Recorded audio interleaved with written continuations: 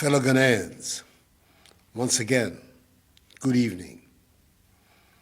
It has been 8 weeks since our nation embarked on a coordinated, enhanced response towards combating the coronavirus pandemic after we recorded our first 2 confirmed cases. We've taken the necessary measures of aggressively tracing, testing, isolating, and entreating infected persons and their contacts as a means of containing the spread of the virus amongst the population. Measures such as the temporary partial lockdown of Accra, Tema, Kumasi, and Kaswa, the adherence to enhanced hygiene and social distancing protocols, the ban on public gatherings, and the closure of our schools and our borders have imposed considerable difficulties on all of us. But I'm heartened that we appreciate that they are essential to save lives and livelihoods, and I thank all of you for your continuing cooperation. As of Wednesday, 6th May, a total of 135,902 tests had been conducted, with our country's total number of confirmed cases standing at the time at 3,091, with 303 recoveries and, sadly, 18 deaths. On Thursday, 7th May, 14,046 more tests were conducted, and this included the clearing of the last set of backlogs. Our total confirmed cases then rose to 4,012 positives, i.e. 921 new cases. Our recoveries stood at 323, 8 persons were critically ill, and deaths still at 18. It is important to stress that 533 out of the 921 new cases recorded between last Wednesday and Thursday are factory workers from a fish processing factory located in Tema. All 533 persons were infected by 1 person. Again, let me reiterate that these new 921 cases were from backlogs dating as far back as 26th April and not necessarily over a 24-hour window. The coming on stream of 7 more testing facilities across the country to complement the efforts of the Noguchi Research Institute, the Kumasi Center for Collaborative Research, and the National Public Health Reference Laboratory at the Kolebu Teaching Hospital have meant that we have been able to clear all the backlog of tests, and the reporting on the cases of infections since Friday, 8th May, is now current. On Friday, a total of 5,253 tests were conducted, with 251 positives. On Saturday, 2,255 tests were conducted, with 266 found to be positive. For today, Sunday, a total of 3,045 tests have been done, with 160 testing positive. These relatively lower daily numbers of infections are welcome and reinforces the fact that the measures instituted to help reduce person-to-person contact and help defeat the pandemic are working. So, as of today, Sunday, 10th May, the country has conducted a total of 160,501 tests, with our total number of infections standing at 4,700, with 494 recoveries, 5 persons being critically ill, and 4,179 persons responding to treatment. 22 persons, virtually all of them with underlying illnesses such as hypertension, diabetes, and chronic liver disease, have unhappily died. We must understand that the more people we test for the virus, the more persons we will discover as positive, and thus have the opportunity to isolate and treat them. If you do not test people for the virus, you will not find the persons who are positive, let alone isolate them from the population and treat them and prevent them from spreading the virus. Indeed, had we not been proactive in undertaking enhanced contact tracing of infected persons and had relied solely on testing persons who reported to hospital, which is the practice followed by some other countries, i.e. routine testing, our total case count would have stood at 1,413. The other 3,232, i.e. two-thirds of the population of positives, would have been undetected and still be within the population, unknowingly infecting others. I know some political actors will want you to believe that our current numbers represent a failure on the part of government. Do not begrudge them. They need to make such comments for their political survival. On the contrary, we must be emboldened in the knowledge that the 4,700 persons infected so far with the virus have been identified, taken out of the population, isolated, and are being treated. The implementation of our strategy of aggressively tracing, testing, and treating is our surest way of rooting out the virus.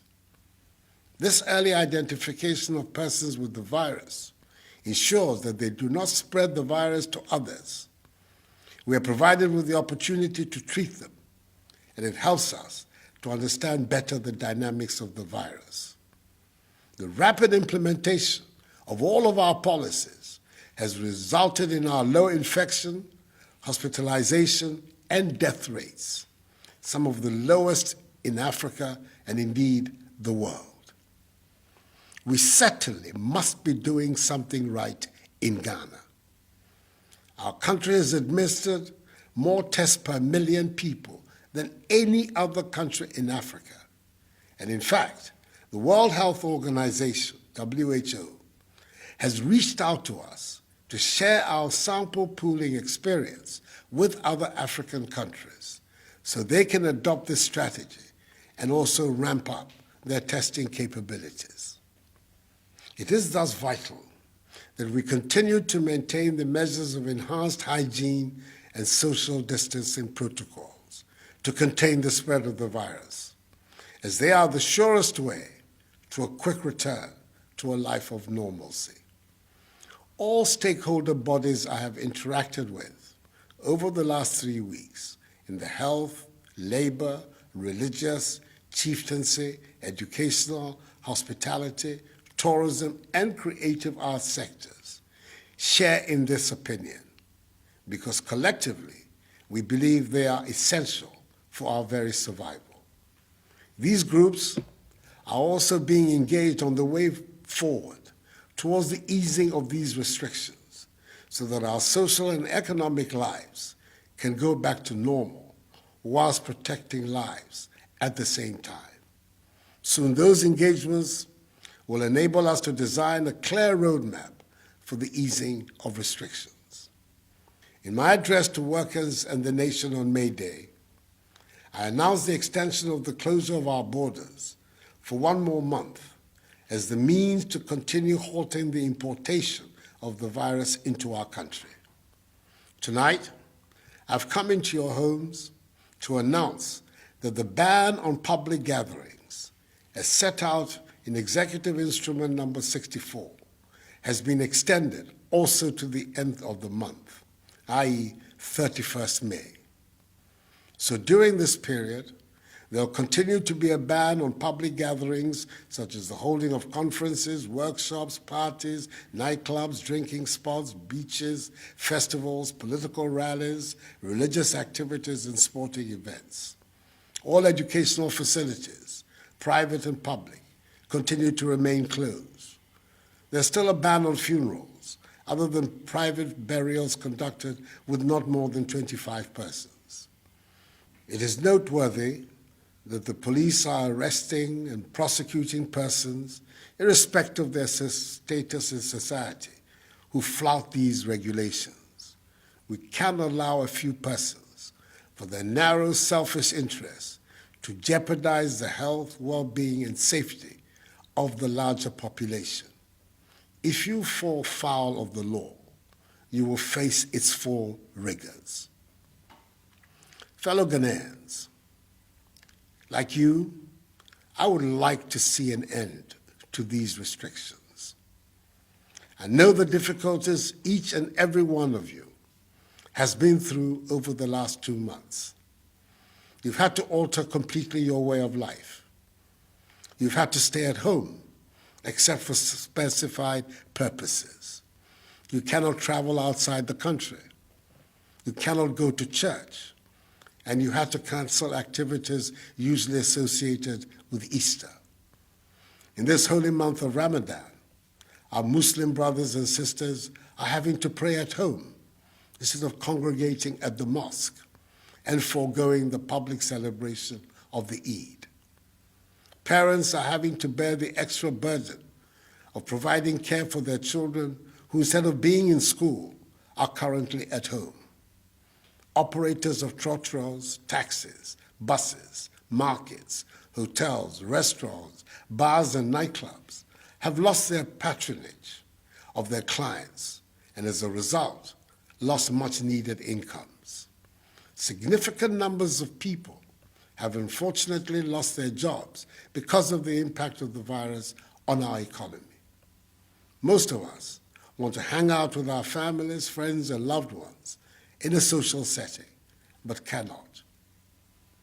Uncomfortable as these restrictions have been, we have no option but to stay the course. We can only guarantee the safety of each other if we continue to adhere to them. As I've said before, these restrictions cannot and will not be a permanent feature of our lives. And shortly, I hope to announce the steps for systematically easing the restrictive measures to bring us back to normality.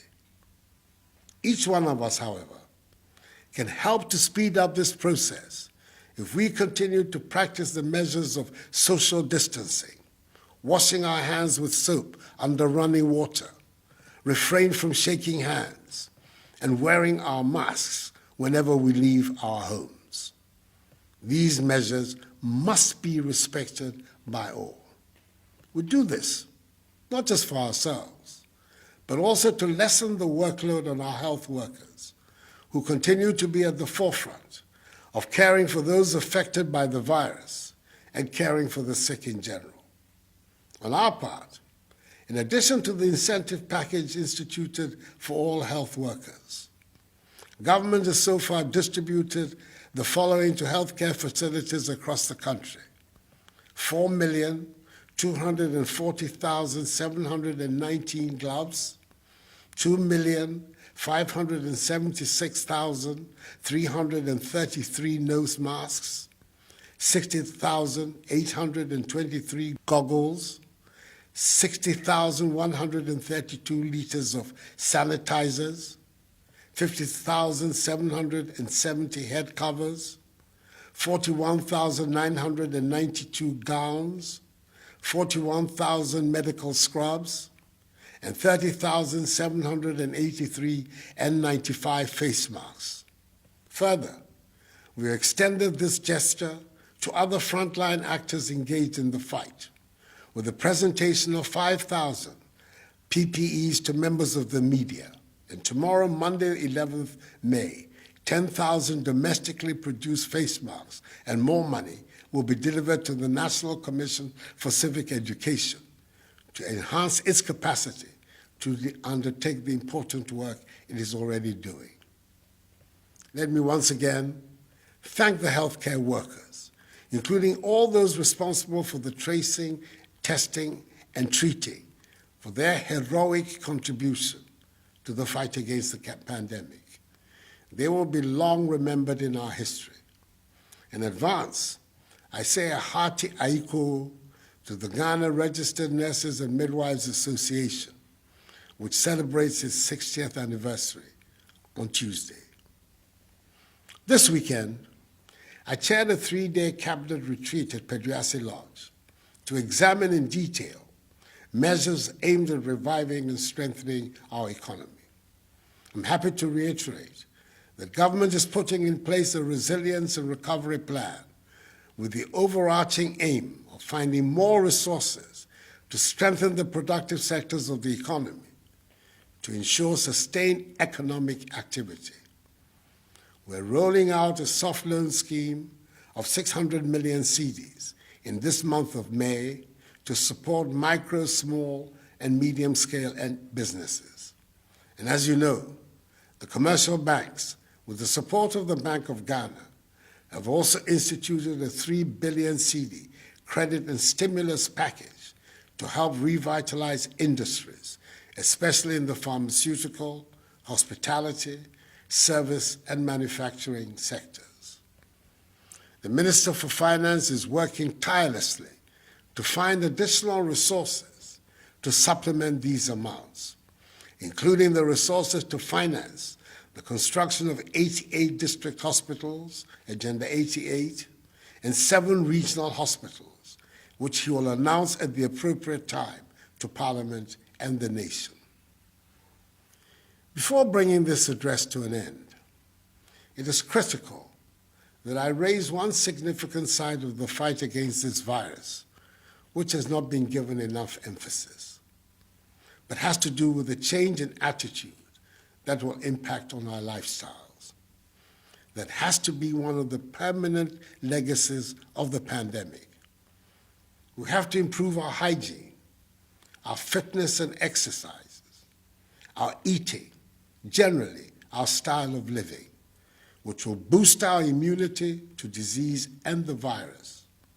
For instance, we're told that the key vitamins that fortify our immune system are vitamins A, B6, C, and E.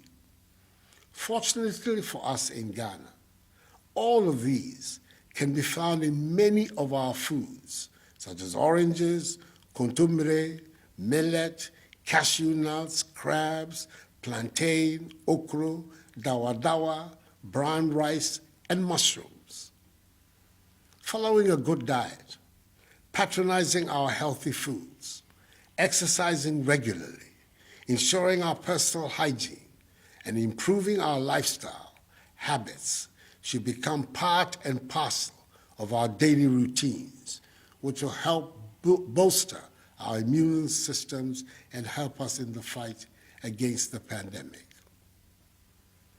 Fellow Ghanaians, this virus, as we have seen the world over, is no respecter of persons and has wreaked its havoc on every country on the planet. We can defeat it if we continue to look out for one another and remain each other's keeper. We're fighting a common enemy, and it is imperative that we do not allow religious, ethnic, or political differences to get in the way of certain victory. So we cannot allow a few persons who wish to use these differences to scuttle our collective fight to succeed. Over the course of our history as a people, we've had to overcome several trials and tribulations: slavery, imperialism, colonialism, tyranny, and dictatorship. And we have overcome them all so that, with the help of the Almighty, we are today building a free, independent state, a state that, despite the urgency of the crisis, is governed by democratic institutions and respect for fundamental human rights, especially freedom of speech. That is as it should be, for we are determined in our generation to realize the dreams of freedom that animated and inspired the founders of our state. I'm confident that we will overcome this pandemic as well. This too shall pass, for the battle is the Lord's. May God bless us all in our homeland, Ghana, and make her great and strong. I thank you for your attention, and have a good night.